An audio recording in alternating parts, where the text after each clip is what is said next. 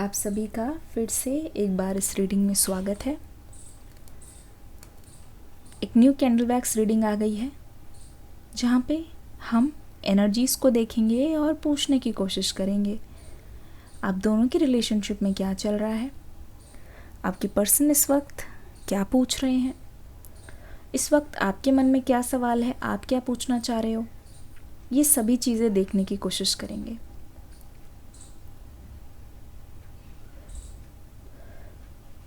आपके लिए एक एक दिन बिताना बहुत मुश्किल हो गया है। हर रोज़ ना आपके अंदर एक फ़ाइट चलती रहती है।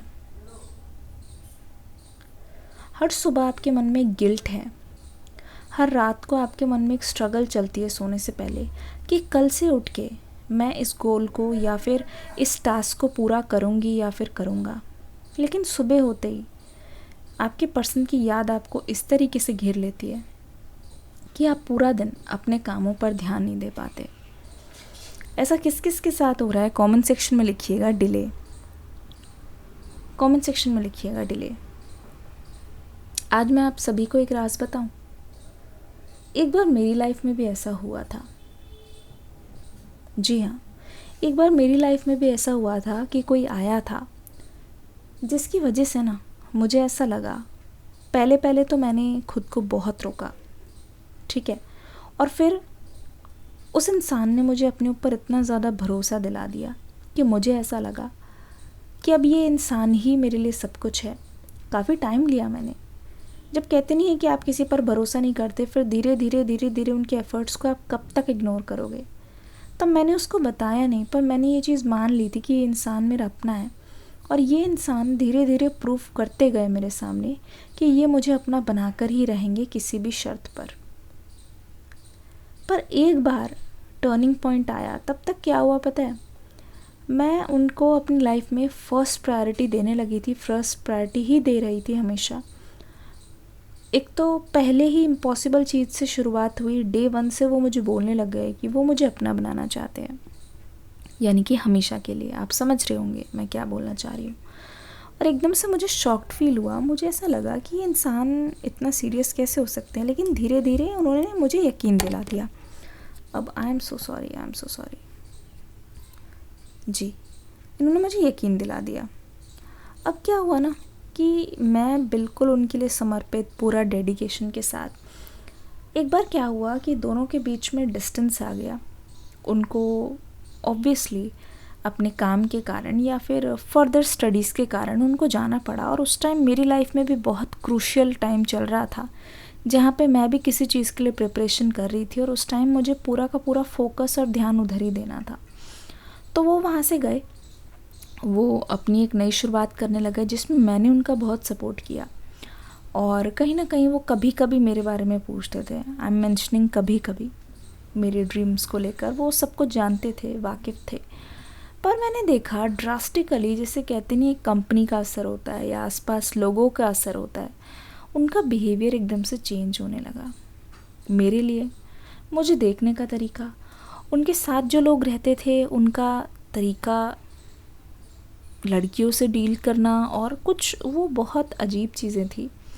आप समझते होंगे, जहाँ पे मैं आपको कैसे बताऊँ, थोड़ा टॉक्सिक था, थोड़ा नहीं बहुत टॉक्सिक था। पर फिर भी मैं अपने इस पर्सन को समझाती, डील करती, और मैं ये सोचने लगी थी कि ये पर्सन मेरी बात को समझेंगे। बेसिकली मैं नहीं चाहती थी कि मेरे पर्सन किसी बैड कंपनी में आए।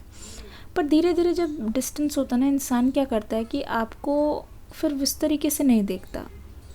वो इंसान धीरे धीरे उनका ओपिनियन चेंज होता गया, और मुझे ऐसा लगता है कि उन्होंने ना ऐसा मान लिया कि मैं उनको उनके दोस्तों से दूर करने की कोशिश कर रही हूँ। मैंने ऐसा कभी नहीं बोला। मैंने तो जस्ट ये चीज़ उनको हमेशा ध्यान में रखवाई कि आपके लिए सही क्या है, आपके लिए गलत क्या है। मुझे लग रहा था कि कंपनी यहाँ पे बहुत बुरी है। धीरे धीरे मिसअंडरस्टैंडिंग इतनी ज़्यादा बढ़ गई, और इस चीज़ का इफ़ेक्ट ऑब्वियसली मेरे करियर पे भी आया। इस चीज़ का इफ़ेक्ट तब तक मैंने करियर को बहुत ही कम तवज्जो में देने लगी थी। मैं देना चाहती थी, मैं हर दिन ऐसे ही स्ट्रगल से उठती थी और ऐसे सोचती नहीं कल से होगा, कल से होगा, लेकिन कल एक नया ड्रामा, कल एक नया ड्रामा, बात सॉल्व ही ना हो। तब तक इस पार्टनर का कोऑपरेशन हट चुका था, मेरे करियर को लेके वो बिल्कुल भी सीरियस नहीं थे। तब तक सिर्फ उनको अपना दिखाई देता था और पूरी पूरी रात रात दिन दिन हमारी लड़ाइयाँ झगड़े। मुझे लगता था कि यही मेरी प्रायोरिटी है, चाहे ये सारी चीज़ें निकल जाए मेरे हाथ में, पर ये पर्सन, ये रिलेशनशिप मेरे हाथ में नहीं, मतलब वही मेरे लिए सब कुछ है और ये इंसान साथ रहने वाला है। तो मैंने सोचा था कि बस इन्हीं का ही है जो भी है और मुझे इस चीज़ को किसी भी तरीके से टूटने नहीं देना है, जबकि ये जिम्मेदारी मैंने ले ली थी, क्योंकि अक्सर फीमेल्स ऐसा करती हैं। मैं ये नहीं कह रही हूँ कि मेल्स ऐसा नहीं करते, मैं जस्ट एक बात बोल रही हूँ।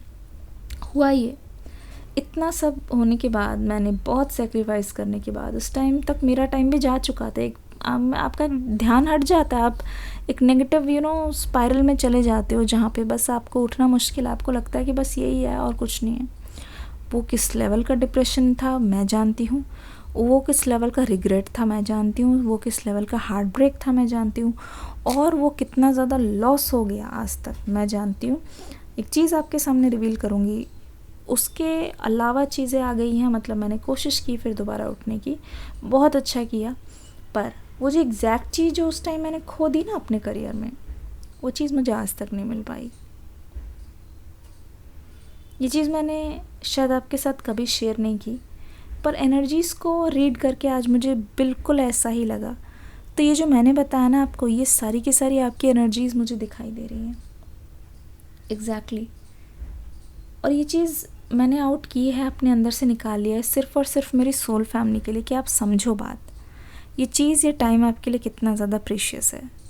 क्योंकि आपके पर्सन की एनर्जी में देख रही हूँ ना, आपके पर्सन की लाइफ में एज सच कोई बहुत बड़ा गोल नहीं है, जो नहीं हो पाया तो वो उसका काम नहीं चलेगा। पर मुझे ऐसा लगता है आप में से बहुत सारे लोग एंट्रेंस भी दे रहे हैं, मुझे ऐसा लगता है आप में से बहुत सारे लोग अपना घर बनाने के लिए पैसे जुटा रहे हैं, अपनी हेल्थ के लिए स्ट्रगल कर रहे हैं। This is the time for you.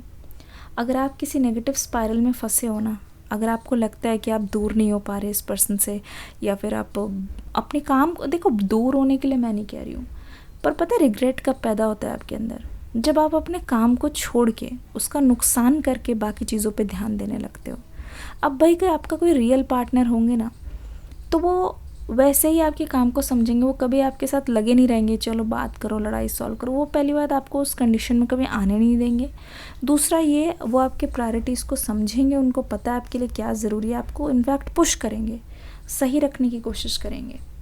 और फिर क्या हुआ, बहुत साल बीत गए उस बात को, एक दिन अचानक से, और वो बहुत नेगेटिविटी करके चले गए, मैं बताती हूँ। ऑल ऑफ अ सडन उन्होंने इस मोड़ पे साथ छोड़ दिया एकदम से, कहते नहीं है, उस दिन मैं भूल नहीं पाऊँगी, मेरी लाइफ का कितना स्पेशल डे था, कि नॉट फॉरगेट इट। उस दिन को मैं सच में नहीं भूल पाऊँगी, वो कैसे स्पेशल था मैं जानती हूँ। उसी दिन, कहते नहीं, मैंने पूरे दिन इंतज़ार किया। खैर वो तो बहुत ज़्यादा टॉक्सिसिटी चल ही रही थी पिछले बहुत महीनों से, पर बहुत इंतज़ार किया उस इंसान का, कोई रिस्पॉन्स नहीं, कुछ नहीं, ऐसे ही छोड़ गए। और कभी उन्होंने रिप्लाई करना ज़रूरी नहीं समझा, लास्ट मैसेजेस सीन करके ऐसी ऐसी बातें उसमें मैंने लिखी थी। कोई भी अगर, कहते नहीं, अगर पत्थर दिल भी होगा वो भी पिघल के एक पल को आपकी बात को सुन लेगा। बहुत पहले से चली आ रही थी वो चीज़, पर उस दिन भी उनको ज़रूरी नहीं लगी वो चीज़, और उन्होंने रिप्लाई करना बंद कर दिया। उसके बाद से उन्होंने कभी पीछे पलट के नहीं देखा, और ऐसे ही उन्होंने कोई रीज़न देना भी ज़रूरी नहीं समझा। और बहुत नेगेटिविटी मैंने देखी उनकी सोशल मीडिया पे, दूसरे लोगों के साथ पिक्चर डालना, दूसरी लड़कियों के साथ स्पेशली। अब वही जानते हैं उनके मन में क्या चल रहा था, मैं किसी की बुराई नहीं कर रही हूँ, मैं आपको फैक्ट्स बता रही हूँ, बिल्कुल न्यूट्रल हो गए। बहुत सारी चीज़ें जैसे कॉमन फ्रेंड्स बताते थे, कभी स्टेटस पे कुछ डाल रहे हैं, कुछ डाल रहे हैं। आप सोचिए वो चीज़ मुझे कितनी अफेक्ट करती होगी।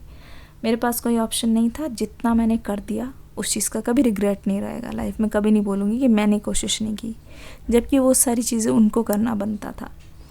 तो वही है।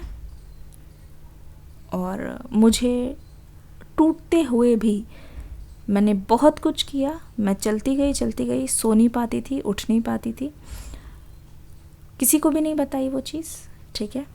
और चलती गई, इतना सब कुछ अचीव किया, किसी को भनक तक नहीं थी मेरे अंदर क्या चल रही है। उसी को एक फ्यूल की तरह मैंने यूज़ किया, बहुत सारी चीज़ें अचीव की। वो मेरी लाइफ का सबसे ज़्यादा स्ट्रगलिंग और सबसे ज़्यादा अचीवमेंट्स वाला फेज़ था, दोनों एक साथ ही चल रहा था, क्योंकि मैंने अपने काम को नहीं छोड़ा कभी भी, और जो प्रायोरिटी है उसको प्रायोरिटी दी। उसके बाद काफ़ी सालों बाद समय था, सभी लोग अपने घर पे कैद थे। ऑल ऑफ अ सडन उनका एक नंबर से मैसेज कॉल्स आना, और अचानक से मतलब वो करना। मैंने पलट के नहीं देखा कभी पीछे, मैंने पलट के कभी नहीं देखा पीछे। एक चीज़ याद रखना, मेरी अहमियत को समझने के लिए मुझे खोने की ज़रूरत नहीं। मेरी अहमियत को समझने के लिए मुझे खोने की ज़रूरत नहीं। मुझे मेरे प्यार को समझने के लिए तुम्हें मुझे धोखा देने की ज़रूरत नहीं। दरअसल ये है कि बाद में ये भी पता चला था उस टाइम जब उन्होंने मेरे से बातचीत बिल्कुल बंद कर दी, कि जिस टाइम पे वो मुझे बोला करते थे, मेरे उससे पहले भी जो चीज़ें चली रही थी, जिस टाइम वो मुझे बोला करते थे कि ये प्रॉब्लम है, वो प्रॉब्लम जिसकी वजह से मैं नहीं कर पा रहा हूँ बात, मैंने कभी भी उस चीज़ पे आर्ग्यू नहीं किया, जबकि मुझे बुरा लगता था। अपने काम को छोड़ के मैं बस बैठ के यही सोचा करती थी कि ये इंसान कितना दुखी होगा, परेशान होगा। फिर मुझे बाद में पता चला, जिस टाइम वो दुखी परेशान होने का मेरे सामने ढोंग कर रहे थे, उसी समय, ठीक उसी समय, सेम टाइमिंग्स भी मैच हुई, उसी समय वो अपने ग्रुप के लोगों से बात किया करते थे। वो कैसा ग्रुप था मैं आपको बता नहीं सकती, उसमें किस टाइप की बातें चलती थी, दूसरे ऑब्वियसली लड़कियों के या जो भी है, खैर जो भी चीज़ें चलती थी बहुत ही ज़्यादा वैसी बातें होती थी। तो दैट पर्सन वॉज हैप्पी, ठीक है, वेरी हैप्पी, और यहाँ पे एक इंसान बेवकूफ़ बना हुआ है। तो गाइज़ मैं बस आपको इतना बताना चाहती हूँ, 7 बिलियन पॉपुलेशन है। ऐसा नहीं है कि आप अकेले रह जाओगे, आप अकेले रह के खो जाओगे दुनिया में, आपका कोई अंश नहीं रहेगा, वंश नहीं रहेगा, ऐसा नहीं है। आपको पता है कभी कभी किसी से इसलिए अलग किया जाता है, उसका कोई रीज़न होता है। जब आप नहीं कर पा रहे होते हो ना, आपकी लाइफ से फोर्सफुली चीज़ों को निकाल दिया जाता है। वो देख रहा है, सबके धागे जो नचा रहा है ना, कठपुतली का खेल वो रचा रहा है, सबके धागे उसके हाथ में। ये चीज़ याद रखना, ठीक है। इस रीडिंग से इस वक्त मुझे ऐसा ही लग रहा है कि इस पर्सन ने ऐसा कुछ नहीं खोया, आपको खोया है, उनको इस बात का दुख है, मुझे अब लग रहा है, ठीक है। पर मुझे पता है क्या यहाँ एक चीज़ बतानी थी, जो आपने खोया है ना, उस टाइम आपके लिए कुछ बहुत ज़्यादा इम्पॉर्टेंट था, वो चीज़ आपने खोई है, और उस चीज़ का रिप्लेसमेंट आपको आज तक मिला नहीं, और कहीं ना कहीं उस चीज़ को लेके आपके मन में रिग्रेट भी है। तो मैं आपको यही समझाना चाहूँगी, गलती नहीं रह जाती अगर आप उसको दोहराते नहीं हो, ठीक है, वो माफ़ हो जाती है। अगर आप दूसरे इंसान को, हाँ एक चीज़ और याद आई, मौके से मैंने उनको न जाने कितने मौके दिए। इनफैक्ट उन्होंने कभी कभी कुछ ऐसी बातें भी बोल दी हैं जो एक पार्टनर जो शायद अपने पार्टनर को चाहता हो वो तो कभी ना करे, ठीक है, और कभी ना बोले।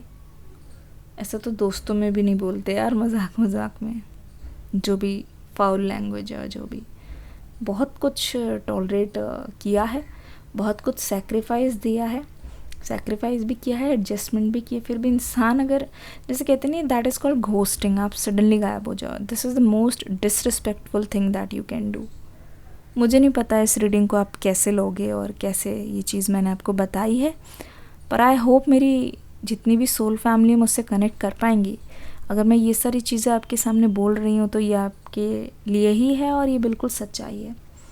एक चीज़ और मेरे दिमाग में आ रही है, पिछले कुछ कमेंट्स में मैंने पढ़ा था कि कुछ लोग चाहते हैं कि मैं उनकी स्टोरीज़ बताऊं, रियल लाइफ लव स्टोरीज़ जो उनके साथ हुआ है, चाहे वो सक्सेस हुई है, चाहे वो फेलियर हुआ है, चाहे वो चीटिंग हुई है।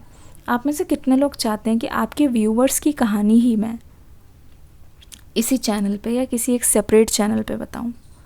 इस बारे में कमेंट सेक्शन में लिखना ज़रूर, ठीक है, इस बारे में कमेंट सेक्शन मुझे लिखना ज़रूर। मैं आपको फिर कोई ईमेल दे दूँगी अगर आप सब यस बोलोगे। ये एक सेपरेट चैनल चाहिए या इसी रीडिंग में बता दिया करूँ, आप बताना ज़रूर कि आप ही सबकी कहानी जो आप मुझे भेजोगे ना लिखकर अपनी कहानी, उसी को ही मैं अपनी वॉइस में बताया करूँगी। क्योंकि आप लोग, बहुत सारे लोग कहते हो दी आपकी वॉइस अच्छी लगती है, आपका बताने का तरीका अच्छा है, तो मैंने सोचा क्यों ना, आप में से बहुत सारे लोग देख रहे हैं, बहुत सारे लोग मुझे बोलते भी हैं, तो क्यों ना मैं इसको बताऊं आपको, है ना। तो बताइएगा ज़रूर अगर ऐसा कुछ हुआ कमेंट सेक्शन में, मुझे इंतज़ार रहेगा, फीडबैक दे के ज़रूर जाना, डिस्क्रिप्शन बॉक्स में न्यू रीडिंग का लिंक है, देख के ज़रूर जाइएगा। मिलूंगी अगली रीडिंग में नई एनर्जी के साथ। तब तक के लिए god bless you, love you all, bye bye.